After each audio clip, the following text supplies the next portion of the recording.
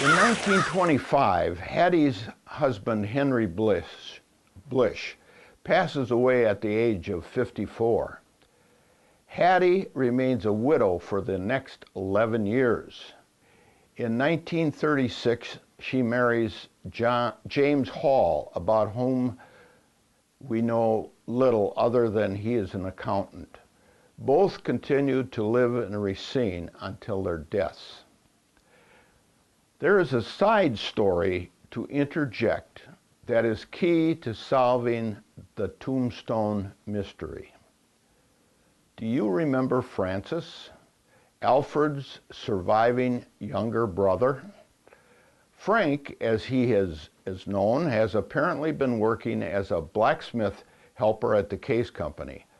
Shirley Fritz Mooney, who is a daughter of Blanche Horner, the youngest child of Alfred and his second wife, tells me the story. Her great uncle Frank, sometime after 1910, when he would have been in his late 30s, somehow inhales a peanut shell, which lodges in his windpipe.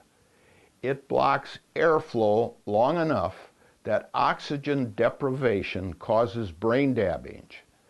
And after that episode which he survives, Frank is judged to be an imbecile and spends the rest of his long life, that's 50 more years, as a patient at the Racine County farm known as Gatliff. In 2012, my surviving aunts, Grace and Leon, have a vague memory of their father, Howard, going there to visit someone. Grace says it was not for a pleasure visit, but, quote, out of a sense of duty. And that would be a characteristic of my grandfather, Howard. And as is customary in those days, Frank's condition was considered a family disgrace, was kept secret as much as possible. Even my father, Ken, a grandnephew, thought Frank was a TB patient and confined at Sunny Rest, the county sanitarium. And these notes are his in his own handwriting. He did not know the real story of his great uncle. From the same notes my father Kenneth wrote in 1977, and which I have just discovered, I have learned the tombstone I stumbled across in 1976 was probably installed to replace the disintegrated sandstone monument. Here I speculate that sometime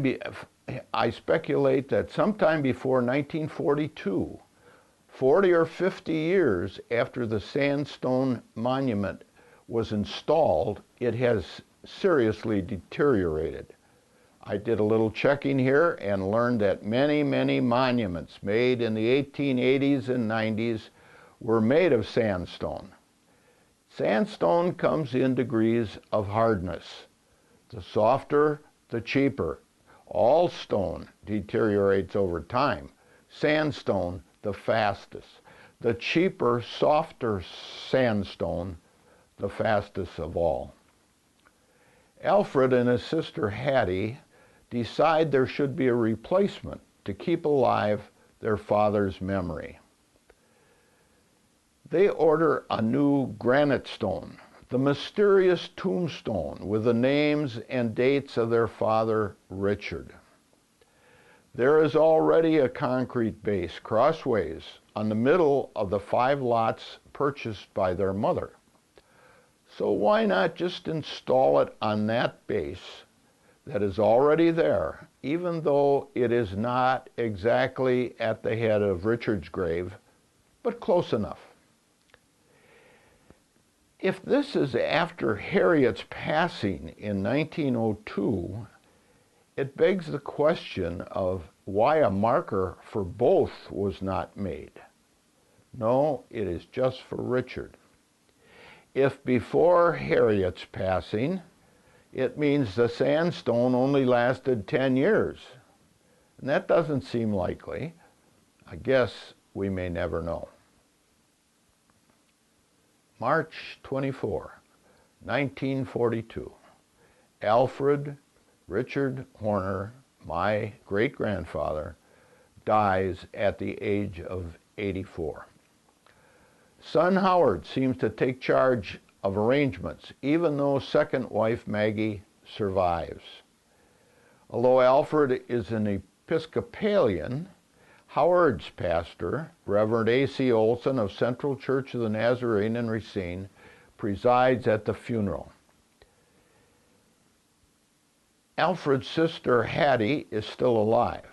Brother Frank is too, but unable to make any decisions.